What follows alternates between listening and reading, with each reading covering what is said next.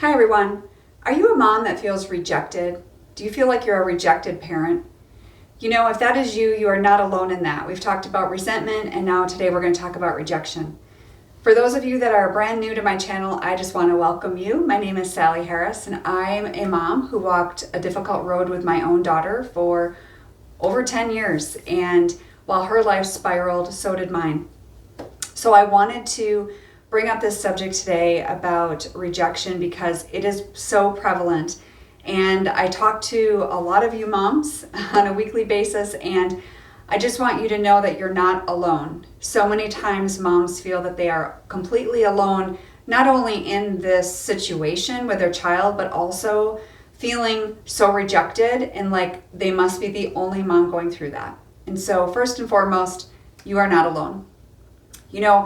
Rejection can come in many different forms, and sometimes, whether you are completely estranged from your child or maybe there's some conflict.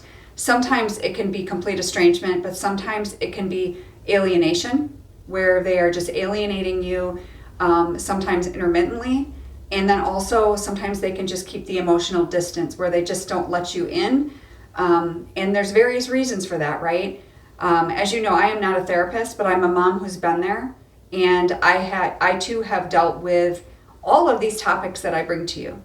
So letting you know that the feelings that you are feeling during this time are normal. You're feeling grief, you're feeling shame, probably some anger at different times, and many of you are dealing with literally a profound sadness that of rejected parents. I mean, that's something that you're going to feel, especially when it first happens. But many of you are feeling it over and over again. And so this is where I encourage you, where the work needs to be done for yourself, if nothing else.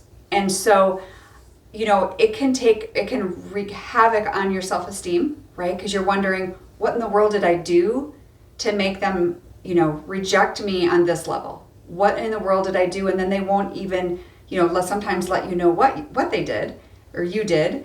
And sometimes that will just be like it will affect your overall well-being. And so I just want you to know that I encourage you to not let it get to that point. You do have control over this. If you need to seek professional help, then do so.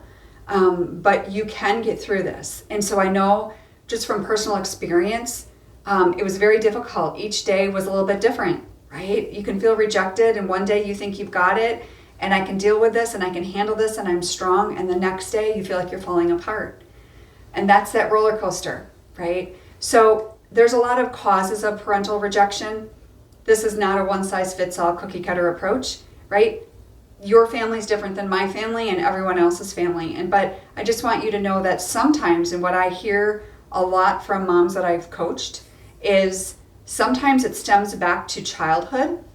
Maybe there was a parental conflict back then, or maybe there was a divorce that took place and now they blame you for, divorcing their father, and, that life would have been so much better had you not divorced. And maybe that would have been the case, and maybe not. I don't know. I'm not in your life, right? Only you know the answer to that. And maybe you don't even know the answer to that, but you did, I trust, the best. You made the best decision at the time that you could with the information you had and the experience you were having.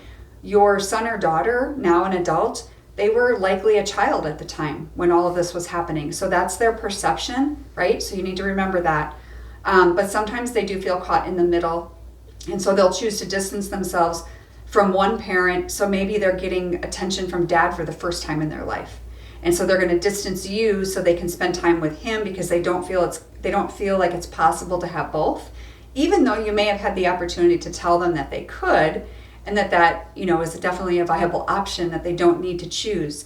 But in their brain, it might be telling them something different. So any type of unresolved family dynamic can, especially dysfunctional family dynamics, can definitely contribute to rejection because they will blame you for so many things, right? And some of the things we need to take ownership of, and those particular things, I'm not telling you to apologize for anything and everything, but if there's something that 100%, yes, you did this, or you allowed something to happen, or whatever the case may be, I encourage you to own that. I encourage you to own that the best you can. And if you need help with that, then maybe seeking a therapist for that, because you do need to own up to whatever part you played. Okay, I believe that we all need to do that.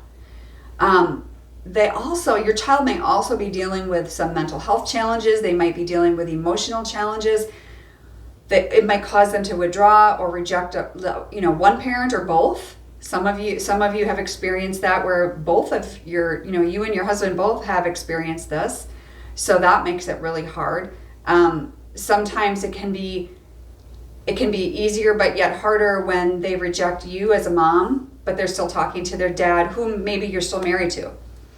And so that feels like rejection. So I can understand that as well. I dealt with that as well. So coping with the rejection really boils back down to self-care, because you need to have some type of acceptance from your grief. You need to find acceptance of the reality of where it is today. And I always say, you don't have to have acceptance that this is going to be it for the rest of your life and that nothing's going to ever change, because that's not truth, because you don't know what the future is going to bring. So don't let your mind go there. Don't let your mind go there. But seek whatever help you need. If you're looking for a coach, I'd be honored to talk with you. You can click the link for my discovery call in the link below. It's really imperative that you work through this rejection, because rejection is something that will carry into every other area and every other relationship of your life. So I encourage you to work through that with someone. And regardless of working through it, you also need support, and that is something that I can help you with. I do have a group coaching program I could talk to you about in the discovery call and see if that's a good fit for you at this time. But I just want you to think that there may be causes for this rejection. You may know what it is and you may not. And not knowing is sometimes harder than just having it in front of your face. And so my heart goes out to those of you, to all of you, but to those of you that have no idea that your child has just cut you off and you're kind of just out there just wondering, not understanding, not knowing, but yet I'm so proud of you that you're pushing through, and that every day is a new day and you never know what that day is going to bring, right? So I'm here for you. So click the link below for the discovery call if we've never chatted before. Otherwise, my email is down below as well. And I'll talk to you soon.